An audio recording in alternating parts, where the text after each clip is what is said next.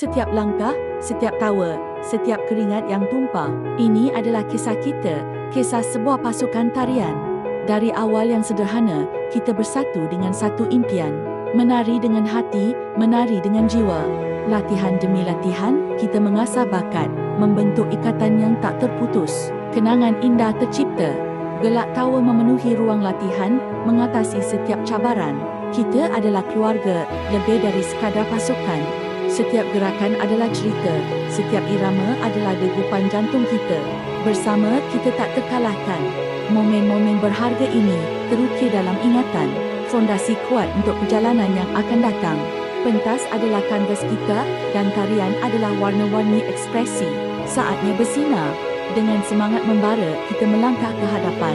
Setiap persembahan adalah bukti kerja keras kita.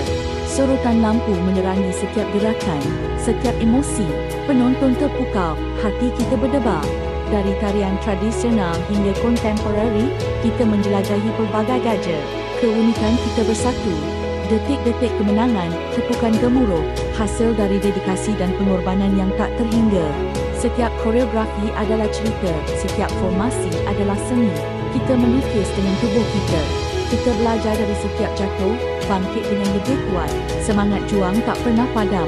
Perjalanan ini penuh liku, namun kita menghadapinya bersama. Setiap cabaran adalah peluang.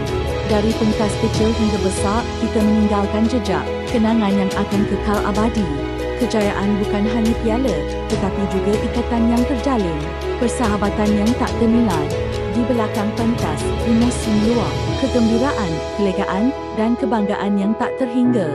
Momen-momen ini lebih berharga dari apapun. Ikatan yang terjalin, persahabatan sejati. Kita berkongsi impian, berkongsi beban, berkongsi kejayaan. Setiap ahli adalah penting. Dan hingga akhir, kita melalui segalanya bersama. Sebuah perjalanan yang takkan dilupakan. Setiap kenangan adalah permata, setiap detik adalah harta. Kita menyimpan semuanya dalam hati. Ini bukan hanya tentang tarian, tetapi tentang pertumbuhan, persahabatan dan semangat yang takkan pudar. Terima kasih atas setiap tawa, setiap air mata, setiap pengorbanan. Kalian adalah yang terbaik. Kenangan ini akan kekal abadi, menginspirasi kita untuk terus melangkah. Semangat tarian kita takkan mati. Untuk pasukan tarian yang hebat ini, kenangan kita adalah harta yang tak ternilai. Terima kasih atas segalanya. Kenangan abadi, semangat takkan padam.